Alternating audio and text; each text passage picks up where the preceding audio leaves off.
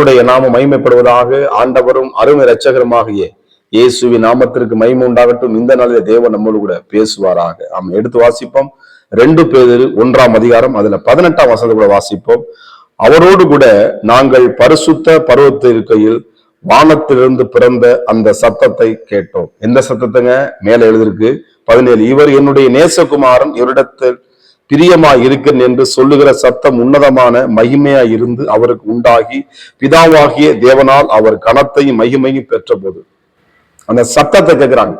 வானத்திலிருந்து ஒரு சத்தம், கர்த்தருக்கு மகிமை உண்டாவதாக. இயேசு கிறிஸ்துவை ஆமே சோதரர் அவர் கரையேறின உடனே ஞானசிவருக்கு செவி கொடுங்கள் என்று ஒரு சத்தம். இன்றைக்கு நம்ம எதுக்கோ செவி கொடுக்கிறோம். இந்த சத்தத்தை அவங்க கேட்டாங்க. சீசர்கள் கேட்கிறாங்க, நீங்களும் கேட்கணும். யாராவது அவங்களுக்கு பேசுறாங்க, நம்மகிட்டே ஆண்டவர் பேசுவார். கர்த்தருக்கு மகிமை உண்டாக. அப்போஸ்தலனாகிய பவுல் ஆண்டவர் சத்தத்தை கேட்காதபடி எங்கெங்கேயும் ஓடிக்கிட்டு இருந்தான், என்னென்னமோ பார்த்து பண்ணிக்கிட்டு இருந்தான். ஆனால் சடன் என்று தேவன் அந்த சவுலை சந்தித்தான். குதிரைகளை வேகமாய் ஓடிக்கொண்டிருந்த அந்த திறமையில, அவன் ஞானத்துல, அவருடைய அறிவில சோத்திரம் எல்லாத்தையும் நம்ம வண்டியெல்லாம் சுட்டி அவன் குதிரை மேல ஏறி வேகமா போறான். தேவனுடைய சத்தத்தை கேட்கிறான். உடனே அவன் சடதியா விழுந்து முடியல எந்திரிச்சு பாக்குறான். அந்த சருவு வல்லமுள்ள தேவனுடைய சத்தம் என்ன பண்ணுது, அவன் துணிக்குது காது. மற்றவர் என்ன பண்ணாங்க, மற்றவர் எல்லாம் நிக்கிறாங்க, அவங்களுக்கு கேட்கல அந்த சத்தம். அந்த விழுந்து போன அந்த பவுல் என்ன பண்ற, பவுல்கிட்ட பேசுறாரு ஆண்டவர். அப்ப உடனே நான் என்ன செய்யணும்னு சொல்லி அதுக்கப்புறம் என்ன பண்றான், தேவனுடைய ராஜ்யத்துக்கு அவன் மறுபடியும் ஓடுகிறதை பார்க்க முடிகிறது. அதுக்கு முன்னாடி குதிரை பிடிச்சு ஓடுனா, இயேசுவ சத்தத்தை கேட்ட உடனே அவருடைய சிலுவை பிடித்துக்கிட்டு அவருடைய வசனங்களை பிடித்து கொண்டு அவருடைய அடிச்சூடுகளை பின்பற்றி நல்ல ஓட்டத்தை ஓடி சிறப்பா இந்த வாழ்க்கையை முடித்ததை பார்க்க முடியும். எனக்கு அருமையான தேவனுடைய பிள்ளைகளே, எங்கெங்கயோ சத்தத்தை கேட்கிறோம், நாமளும் தேவனுடைய சத்தத்தை கேட்கணும். தேவன் பேசுகிறவர். அவர் அங்கே இருக்கிற நம்மோடு எப்ப பைபிள் படிக்கும் பொழுது நம்மோடு தேவன் பேசுவார். அந்த வார்த்தைகளை அவர் பேசுகிற தெய்வம். ஒருவேளை உங்களுடைய யார்ட்டும் பேசாம இருக்காங்களா? என்ற யாருமே பேசுகிறாங்க, யாருன்னு பேசுறாங்க, எல்லாம் கும்பலா சேர்ந்துக்கிறாங்க, தனியா ஒதுக்கிறாங்க, என்னை மட்டும் தனியா விட்டுறாங்க, நான் ஒரு மூலையில ஓரமா உட்காந்துருக்கேன். தேவன் உங்களோடு பேசுகிறவர். ஆண்டவங்களோடு இடைபெடுகிற ஆண்டவர். நீங்க தனிமையானவர்கள் அல்ல, நீங்க ஒதுக்கப்பட்டவர்கள் அல்ல. தேவன் உங்களோடு இருக்கிறார். நான் உன்னை ரட்சிக்கும்படி நான் உன்னுடனே இருக்கிறேன் என்று சொன்ன ஆண்டவர் இந்த இடத்தில் எழுதப்பட்டிருக்கிறது. அந்த சத்தத்தை கேட்டோம். எனக்கு அருமையான தேவ பிள்ளைகளே, வேதாத்துல வாசிக்கிறோம், சாமுவேலை கர்த்தர் நம்ம கூப்பிடுற சாமுவேலை சொல்லும்போது அந்த சத்தத்தை அவன் புரிந்து கொள்ள முடியல. உனக்கு ஏழி சொல்றான், சொல்லும் அடியன் கேட்கிறேன் என்று சொல்லி அதுக்கப்புறம் சொல்ல முடியாம அந்த சாமுவேலிட்ட தேவன் பேசுகிறான். அவனை போல தீர்க்கதரிசி பூமியை யாருமே இல்லை. அப்படியா வல்லமையா எதுங்க இந்த சத்தத்தை கேட்டவர்கள், தேவனுடைய சத்தத்தை. இன்னைக்கு எந்தெந்த சத்தத்தை கேட்டு, யாரோட சத்தத்தை கேட்டு இன்னைக்கு என்ன பண்றாங்க, தங்க வாழ்க்கையை தவறான முடிவுகளை எடுத்துக்கொள்றாங்க. சோதரர், எனக்கு அருமையான தேவனுடைய பிள்ளைகளே, ஒரு சத்தம் கேட்கும். எக்கால சத்தம் கேட்கப்படுது கடைசி காலத்துல. எக்காலம் மூதும் பொழுது சோதரர் இயேசுவோடு கூட அவன் பயணம் செய்யப்படும். ஆயத்தமா இருங்க. சத்தத்தை ஒரு நாள் ஜெபம் பண்ணி கேளுங்க. ஆண்டவர் நீ என்னோடு பேசுங்கப்பா, நீ என்னோடு பேசணும் ஆண்டவரே, ஒவ்வொரு நாளும் நட்டு நீ பேசணும் ஆண்டவர் சொல்லி கேளுங்க. உங்களுக்கு தேவையான வார்த்தை உங்களுக்கு மன்னாவே நேசகுமாரன். அவன் நம்மளே பிரியமானவளே, உன் ஆத்துவ வாழ்வது எல்லாவற்றையும் வாழ்ந்திருக்கும்படி தேவன் விரும்புகிறான். எல்லா பேரும் நம்ம வாழணும்.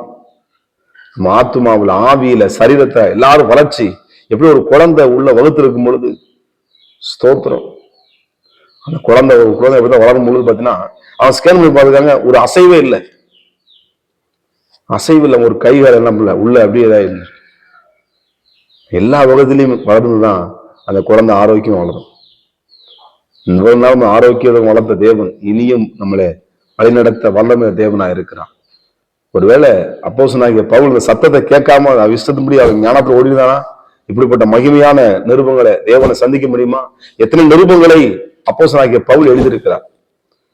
நல்ல ஒரு ஓட்டத்தை ஓடினான், தேவனுக்காக நற்கண்டங்களாக செயல்பட்டான். நீங்களும் இப்படிப்பட்டவர்களாக நான் இனிமேல் நான் தேவனுடைய சத்தத்தை கேட்டுதான் இங்கு போகணும்னு உடனே நம்ம அந்த போனை டக்குன்னு எடுத்து பார்க்கிறோம். யார் போன் பண்ணிக்கான ஓடி வேகமா ஓடி என்ன பண்றோம், அதை பாடுறோம்.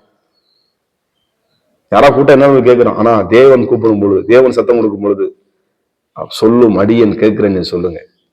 கத்த நம்மோடு இடைபடுகிற தேவன், நம்மோடு அவர் உலாவுகிற தேவன், நம்மளை ஆஸ்வதிக்கிற தேவன், நம்மளை பாதுகாக்கிற தேவன். சட்டென்று நின்று தேவனுடைய வசனத்தை கவனிங்க.